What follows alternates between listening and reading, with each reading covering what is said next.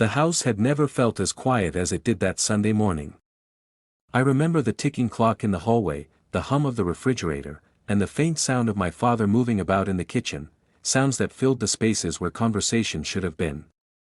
Ever since my mother passed, silence had become a kind of second presence in our home, one my father and I both learned to live with. When he told me his old friend was coming to stay for a week, I barely reacted.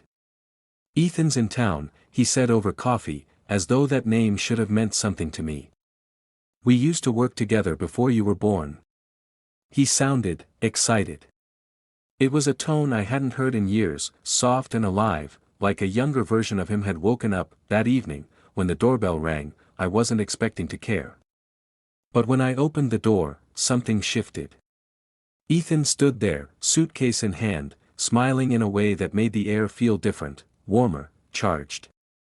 He looked to be in his 40s, maybe older than my father, but there was something disarmingly youthful in his posture.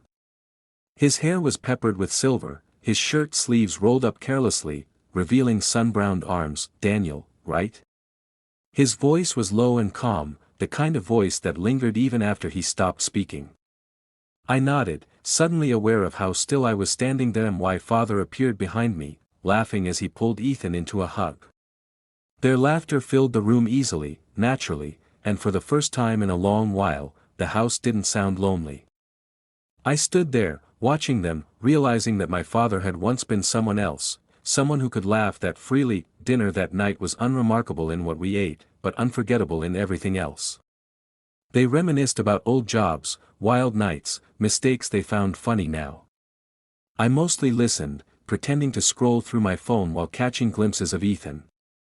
There was a steadiness in the way he looked at people, a kind of patience that made you feel like you were worth listening to. Every time his eyes met mine, I felt exposed, though he said nothing to make me feel that way. At one point, my father went to fetch another bottle of wine. Ethan turned to me and said softly, "You look a lot like him, you know." I smiled, unsure if that was supposed to be a compliment. "He says that too." "Then he's right," Ethan replied. There was a pause, a strange one, where he seemed to want to say more but didn't. When my father returned, the conversation picked up as though that moment had never happened, but I kept replaying it in my mind long after. Later, when the night settled and the dishes were done, I found myself standing outside my room, listening to their laughter downstairs. I couldn't make out the words, only the rhythm of it, two men sharing a past I'd never known. I wondered if that was what friendship was supposed to sound like, effortless, alive. I lay awake for hours. I tried reading, scrolling, anything to distract myself, but every image that flickered through my head returned to Ethan, the way he smiled when he listened, the way his voice lowered when he spoke about things that mattered. It wasn't attraction, not yet. It was curiosity, something unfamiliar that tugged at the edges of comfort. When I finally drifted towards sleep, I heard the creak of the stairs. For a moment, I thought he might be coming up, but the sound faded near the kitchen. I told myself it was nothing. Still, I stayed awake, listening, the sound of his voice like a thread pulling through the quiet. The next morning, the house felt different. Lighter somehow, as though his presence had rearranged the air. My father was humming in the kitchen while Ethan poured coffee, both of them laughing at something I'd missed. When Ethan saw me, he smiled again, that same quiet smile that seemed to reach his eyes. I muttered a sleepy "morning," and he nodded, sliding a cup toward me. "Morning, Daniel. You take sugar?" "2 spoons," I said, watching him stir it, careful and unhurried. "Good," he murmured, handing it over. "Me too." It was such an ordinary exchange, coffee, sugar, warmth, yet it lingered, small and significant. I didn't understand it then, but that was the beginning, because sometimes, change doesn't announce itself.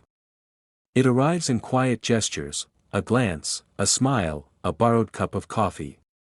And before you realize it, your world has shifted, quietly but completely. That morning, as sunlight spilled across the kitchen table, I had no idea that the week ahead would undo everything I thought I understood about love, loyalty, and myself. The next few days unfolded like a dream that refused to end. Ethan blended into our home as though he had always belonged there. He cooked breakfast when my father left early for work, hummed softly while washing dishes, and moved through the rooms with a kind of quiet confidence that unsettled me. I found myself waiting for his voice, for his laughter, for the simple sound of his presence. On Tuesday morning, it was just the two of us at the table. My father had gone out before sunrise, leaving his coffee cup half finished.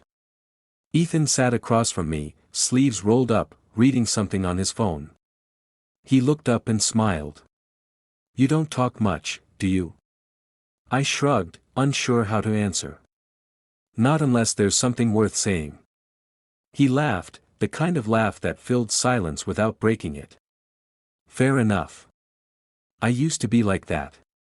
The quiet ones usually think too much." Maybe it was the way he said it, or maybe it was the gentleness in his tone, but something in me loosened. We started talking, about college, about what it meant to grow up in a house that felt more like a museum than a home. He listened, really listened, without trying to fix anything. When he spoke about his own life, there was honesty in it. He told me he'd been married once, that it didn't work, that sometimes two people can love each other and still end up strangers. That I didn't ask for more, but his eyes said plenty. There was a weight in them, a quiet exhaustion that made him seem older than he looked. That afternoon, I found him in the garage, bent over my old guitar. It had been sitting in a corner for months, strings rusted and half broken. "Thought I'd see if she still has a voice," he said, tuning it with practiced hands. "You play?" I asked that. He nodded. "Used to." Music was the only thing that ever felt honest. He strummed a few notes, soft and imperfect. The sound filled the space between us, tender and uncertain. I sat beside him, watching the way his fingers moved, steady, patient. When he handed me the guitar, our fingers brushed. It was a simple, accidental touch, but it felt deliberate.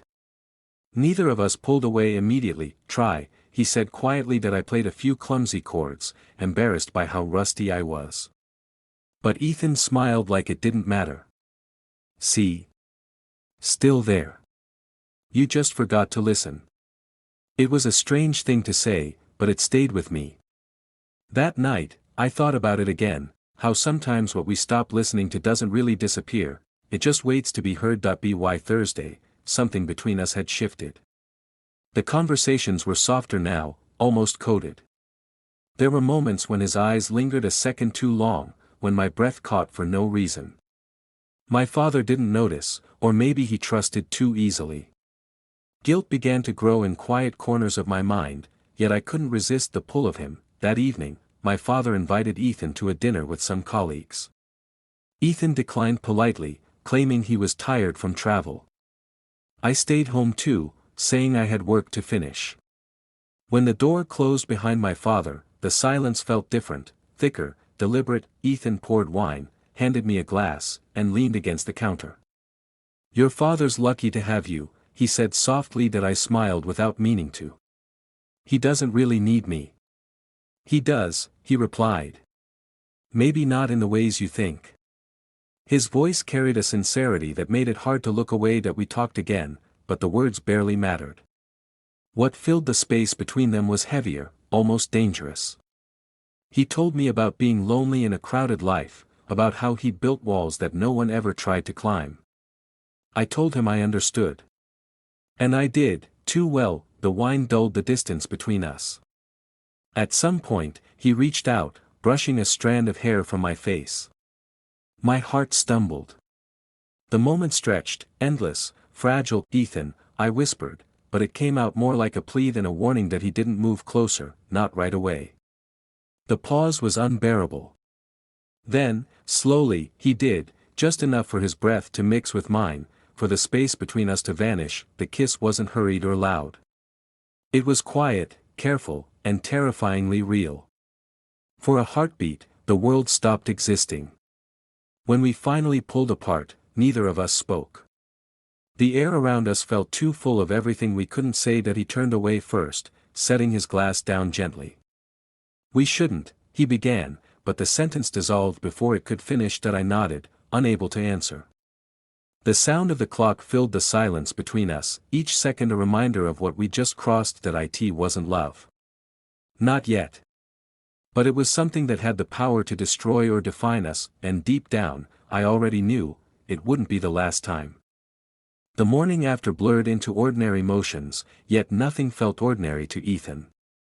He moved through the cabin with deliberate calm, helping Ryan clear dishes, laughing at stories that rolled too easily from his friend's tongue.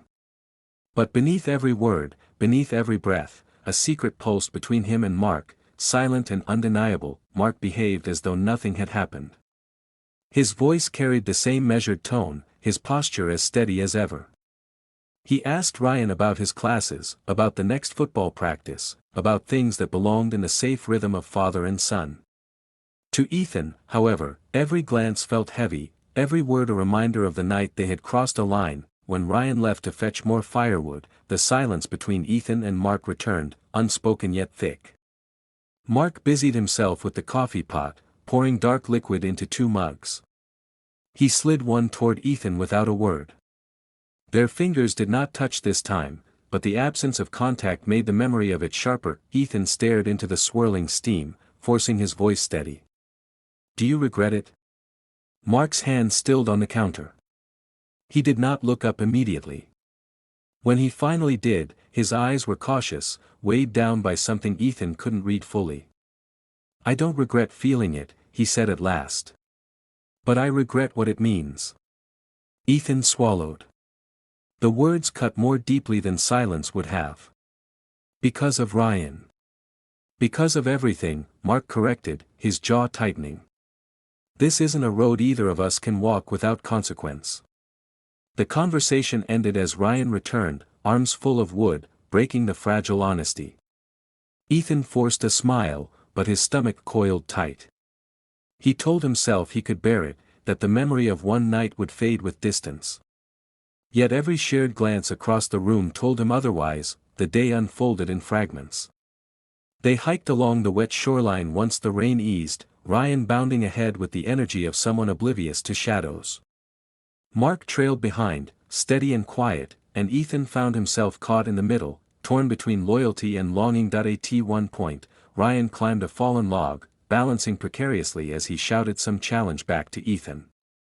Ethan laughed, but his eyes shifted instinctively toward Mark, who watched his son with a fondness softened by fatigue. Their gazes met for only a second before Mark looked away, but in that instant Ethan felt the gravity of what they shared, something unspeakable, something that would not vanish. That night, the cabin was quieter. Ryan stayed up late on his phone, stretched out on his bed upstairs. Ethan sat alone in the living room, staring at the dim firelight, waiting without admitting to himself what he was waiting for. Mark appeared at the doorway, his presence filling the room even before he spoke. He leaned against the frame, arms crossed, expression unreadable. "You should try to sleep," Mark said. "I can't," Ethan admitted. For a long moment, neither moved. The unspoken promise of the previous night hung between them, dangerous and magnetic. Mark finally stepped closer, lowering his voice. "This can't become a habit. You know that." Ethan nodded, though the ache in his chest deepened. "But you still came." Mark's silence was answer enough. He sat across from Ethan, the distance deliberate this time. His eyes lingered, but his hand stayed firmly in his lap. "I need you to understand," he said, his voice carrying both sternness and softness. "What happened, it can't define you. Or me." It was a moment, not a path. Ethan nodded again, though the words only tangled further in his mind. He wanted to believe him, yet every glance, every pause, every heartbeat told him the storm wasn't over, it had only changed form. When Ryan's footsteps creaked above, both men fell silent. The moment dissolved into stillness, leaving only the fire to fill the space. Mark rose first, retreating toward the hall without another word. Ethan sat alone, the embers glowing faintly, his thoughts louder than the crackle of wood. He knew the weekend would end, the cabin would empty, and life would resume.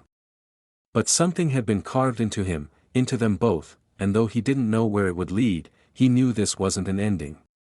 It was only the beginning of a silence they would carry, one secret, 2 hearts, and a storm that refused to pass.